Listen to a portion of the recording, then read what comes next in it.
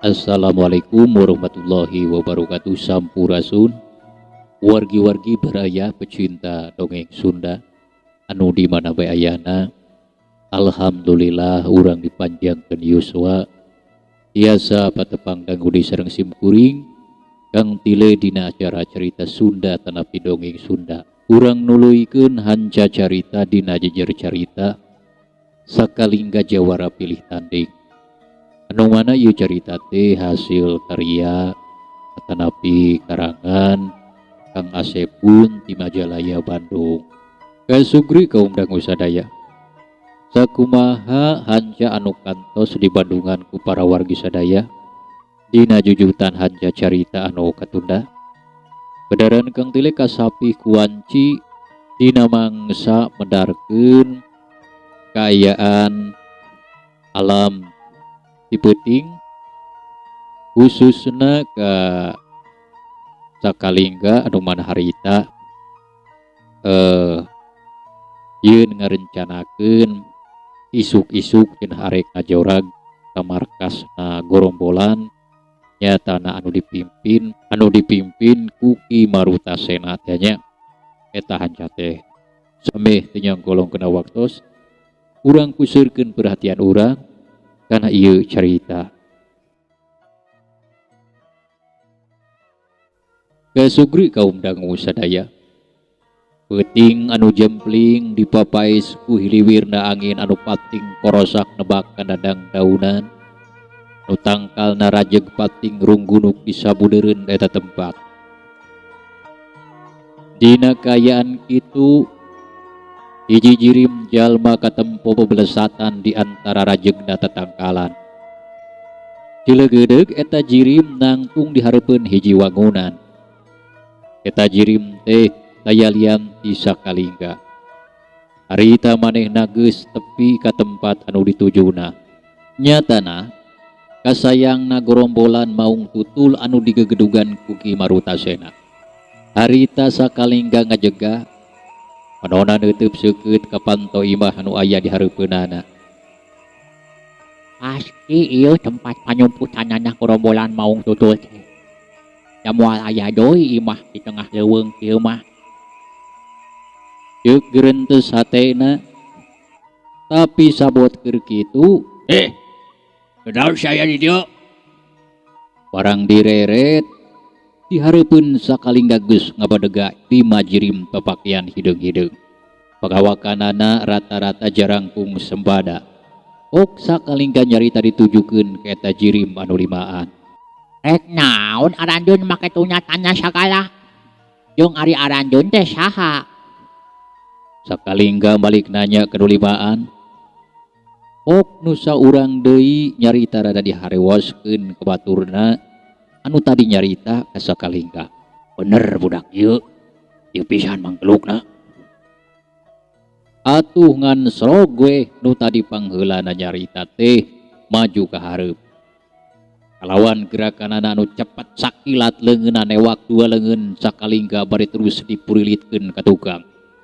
Sanggeus kitu duk duk duk dina gerak anu kawilang cepet. Sakalingga nyaho-nyaho awakna geus beunang dihompet ti tukang. Leungeunna dikatukangkeun bari dicekelan ku nu saurang tadi. Sakujur badan sakalingga jadi heuras teu bisa digerakeun. Jalan sorana oge sarua keuna kana totokan. Salah saurang tinu limaan ngajadikeun sakalingga jadi teu walakaya. Salian badana teu bisa digerakeun, ngomong oge teu bisa. Saterusna badan sakalingga dipanggul ku salah saurang anu limaan. Belesat, belesat. Jirim anu limaan bebelesatan ninggalkeun eta tempat. Saurang anu manggul sakalingga lumpat panghareupna dituturkeun ku opat urang baturna. Maranehna memang lain kalangan jawara anu atah-atah. Sajeroning keur aya dina panggulan teh sakalingga geus bisa ngukur sakumaha tingkatan lowesen jeung kahebatan anu limaan. Manehna oge weleh teu ngarti dirina bisa kabongohan ukur ku sakitu. Nepi ka teu katempo waktu tadi leungeunna aya anu nalikung jeung teu kabireungeuh deui waktu badana aya anu notok sabab saumurna kakara harita ngalaman kejadian anu karandapan ku manehna anu sarupa kitu.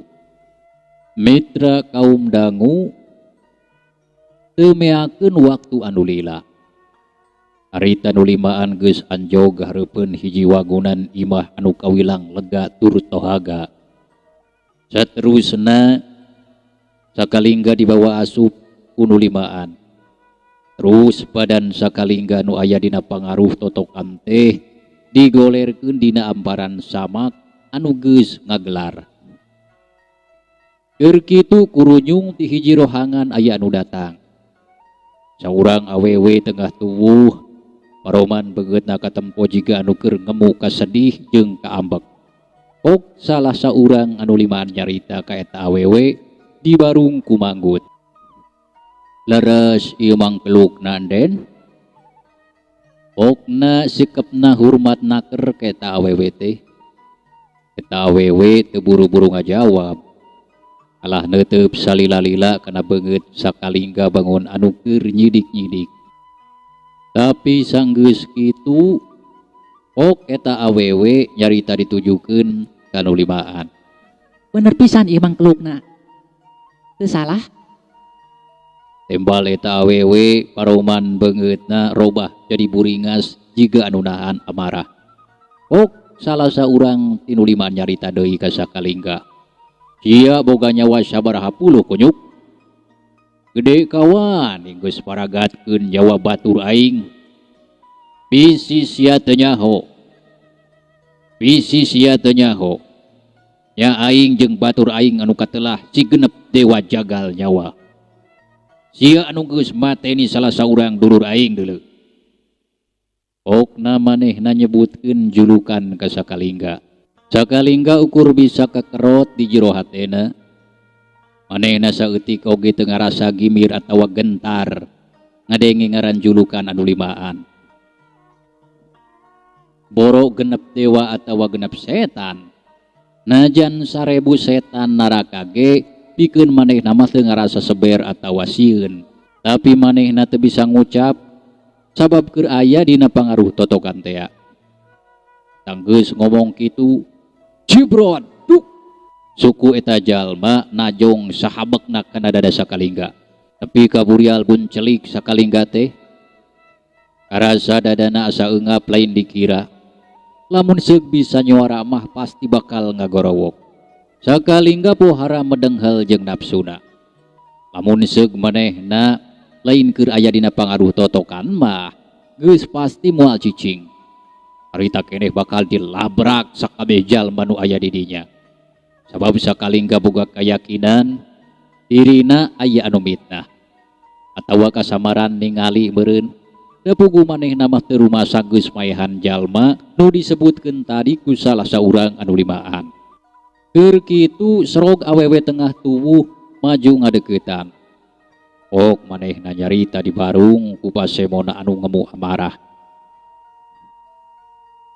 Naon sababna sia beu tega margasa ka anak jeung salaki kuring? Coba jawab. Naon kasalahanana? Pokna katempo bangun anu bari nahan picerikeun nyaritana teh. Sakalingga teu ngajawab. Puguh keur ditotok apanan urat sorana oge. Untungna cerong salah saurang anu limaan maju ngadeuketan badan sakalingga. Anu masih keneh ngagoler kaku. Set tuk tuk tuk. Suara mauna ngaleupaskeun totokan dina beheung sakalingga. Sakalingga langsung bisa ngomong. Dasar manusia-manusia bodoh. Mana buktina yeun? Aing anu geus matanya dulur sia. Cangeunahna nu ding teu kana bukti. Jeung sakalingga ngabudalkeun ka keuheul jeung amarahna anu geus ngagugudug tadi keneh. Trog salah saurang tinu limaan maju deui. Pok manehna nyarita deui. Najan sia kasebut budak bolon, tapi aing jeung dulur-dulur aing moal rek mere ampun. Sabab kalakuan sia geus leuwih ti iblis, leungeus jeung biadab. Ega bargasa dulur jeung kapi anak aing. Setan bolongkotan tumang rupa manusia sugan siapa. Yeuh rasakeun ku sia. Cacap nyarita kitu. Eta jalma langsung notokeun dua ramona kana urat penting bagian beheungna. Trak tuk tuk. Saharita sakalingga badana langsung adu glajer. Beheungna karasa nyeri lir ibarat diseureun ku rebuan enggang. Tapi sakitu oge daya kekuatan badan sakalingga mah kaitung kuat. Pubuhan geus mibanda dadasar ti tadina. Amun segajal masejen mah geus bisa dipastikeun nyawana oge moal bisa katulungan. Dina kayaan ngaredapan panyiksa nu jiga kitu. Sakalingga janji dina jero hatena, amun seug manehna bebas tina pangaruh totokan lawan, manehna rek ngabinasakeun sakabeh jalma nu aya di dinya. Selang sababaraha menit, ok si awewe anu tadi nyarita deui ka sakalingga. Mangkluk iblis, sok pejakeun ka aing. Saha anu marentakeun siapikeun mateni anak jeung salaki aing? Ayo, jawab anu jujur sia. Sakalingga teu hayang nimbalan saeutik-eutik acan, sabab percuma wae nyarita naon wae oge.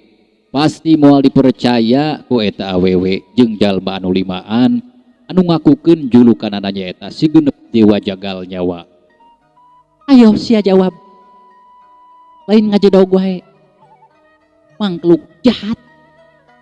Ceuk eta awewe deui amarahna beuki muncak ngarasa teu dianggap ku sakalingga. Lila mah pok sakalingga nyarita. Percuma aing ngomong. Da pasoalanna nage aing mah teu ngarti jeung teu paham. Anu jelas nama aing teu rumasa ngalakukeun naon anu tadi dicaritakeun ku sia jeung 5 batur sia. Timbal sakalingga nepi ka ngahegak nyaritana teh wakating ku ngarasa ambek jeung nafsu anu ngagugudung. Sawatara manehna teu bisa ngagerakkeun awak-awakna acan. Setan sia. Yeuh dengekeun ku sia. Najan sia ngarobah ngaran jeung ngarobah wujud jadi budak polon. Tapi keur aing moal kapalingan, sia anu jelas-jelas mateni anak jeung salaki aing. Sakalingga beuki medenghel hatena sabab keukeuh eta awewe nuduh ka manehna geus margasa anak jeung salakina. Tapi lila-lila masa kalingga jadi sadar jeung surti kana naon anu aya dina hate eta awewe.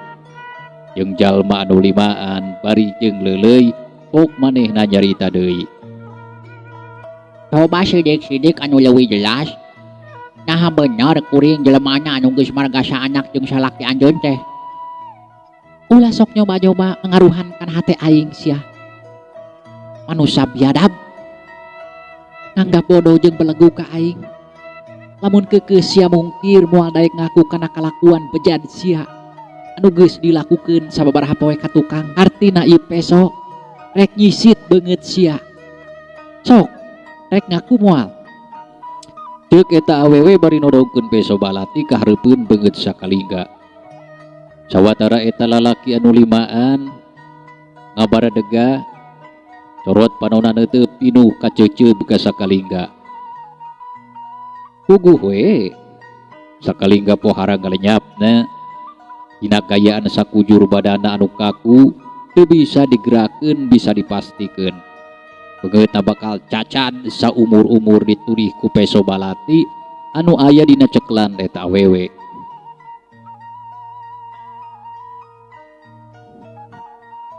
Sakalingga muter akal kumaha carana sangkan salamet tina eta ancaman peso balati.